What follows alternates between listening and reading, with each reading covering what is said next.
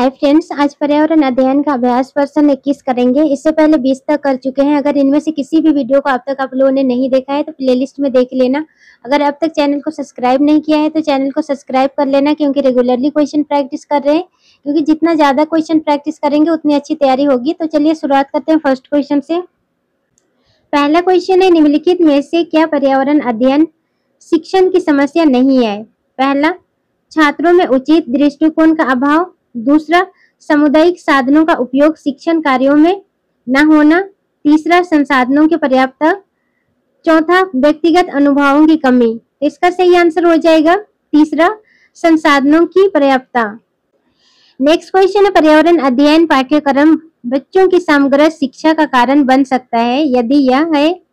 पहला, विषयगत। दूसरा, एकीकृत। तीसरा, समावेशी। चौथा, ये सभी। तो इसका सही आंसर हो जाएगा चौथा, ये सभी। नेक्स्ट क्वेश्चन है, प्राथमिक स्तर पर ईवीएस सीखने के लिए वास्तविक चुनौती। पहला, परिभाषाएं और जानकारी है। दूसरा, अवधारणाओं का विवरण है। तीसरा, विद्यार्थियों के लिए स्वयं को व्यक्त करने के अवसर है। चौथा, रट कर सीखना। तो इसका सही आंसर हो जाएगा दूसरा, अवधारणाओं का विवरण। नेक्स्ट क्वेश्चन है, पर्यावरण अध्ययन के शिक्षक अपनी कक्षा में वास्तविक चुनौती है। पहला, विद्यार्थियों को कार्यपत्रक देना। दूसरा, विद्यार्थियों को सूचना देना। तीसरा, गृह कार्य देना। चौथा, विद्यार्थियों को सीखने का अवसर देना। तो इसका सही आंसर हो जाएगा चौथा, विद्यार्थियों को सीखने का अवसर देना। नेक्स्ट क्वेश्चन है, किस शिक्षण सहायक सामग्री से छात्रों को उच्च कोटि का पुनर्बलन प्राप्त हो सकता है? पहला, कंप्यूटर। दूसरा, चार्ट। तीसरा, रेडियो। चौथा, टेलीविजन। तो इसका सही आंसर हो जाएगा पहला, कंप्यूटर।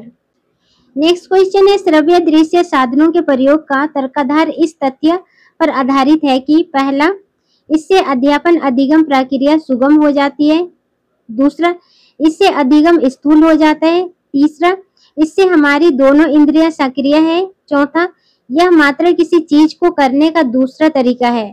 तो इसका सही आंसर हो जाएगा तीसरा, इससे हमारी दोनों इंद्रियां सक्रिय है। नेक्स्ट क्वेश्चन है, पुनर्बलन कौशल का उपयोग करते हैं। पहला, शिक्षण का अग्रसरण हेतु। दूसरा, छात्रों के प्रोत्साहन हेतु। तीसरा, अधिगम को रुचिकर बनाने हेतु। चौथा, उपरोक्त सभी। इसका सही आंसर हो जाएगा चौथा, उपरोक्त सभी। नेक्स्ट क्वेश्चन है, किस शैक्षिक तकनीक को व्यवहार तकनीक कहा जाता है?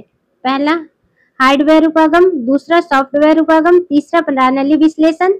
चौथा, उपरोक्त सभी। तो इसका सही आंसर हो जाएगा दूसरा, सॉफ्टवेयर उपागम। नेक्स्ट क्वेश्चन, पर्यावरण अध्ययन के शिक्षण में मूल्यांकन का उद्देश्य क्या होना चाहिए? पहला, छात्रों के पर्यावरण अध्ययन के सिद्धांतों की जानकारी का परीक्षण। दूसरा, छात्रों के पर्यावरण अध्ययन के व्यवहारिक ज्ञान का परीक्षण। तीसरा, छात्रों के विज्ञान में रुचि का परीक्षण। चौथा, उपरोक्त में से कोई नहीं। तो इसका सही आंसर हो जाएगा दूसरा, छात्रों का पर्यावरण अध्ययन के व्यवहारिक ज्ञान का परीक्षण।